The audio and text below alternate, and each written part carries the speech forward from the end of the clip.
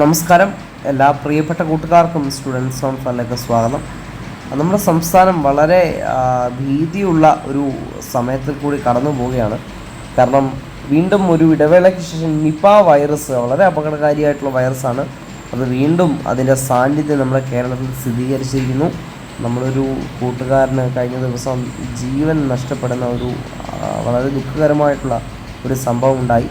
അപ്പോൾ ഇന്ന് സ്കൂളിൽ പോകാനിരിക്കുന്ന എൻ്റെ കൂട്ടുകാരോട് പറയാനുള്ളത്, നിങ്ങൾ ദയവ് ചെയ്ത് വഴിവക്കിൽ കാണുന്ന എന്തെങ്കിലും പഴങ്ങളോ അല്ലെങ്കിൽ താഴെ വീണ് കിടക്കുന്ന എന്തെങ്കിലും കായ്കനികളോ ഉണ്ടെങ്കിൽ ഒരിക്കലും അതൊന്നും ഭക്ഷിക്കാൻ നിൽക്കരുത്. കാരണം നമ്മളെല്ലാവരും ഒരു വളരെ അലേർട്ടായിട്ടിരിക്കുന്ന ഒരു സമയമാണ്. അപ്പോൾ ആ ഒരു കാര്യങ്ങൾ ശ്രദ്ധിക്കുമെന്ന് ഞാൻ പ്രതീക്ഷിക്കുന്നു.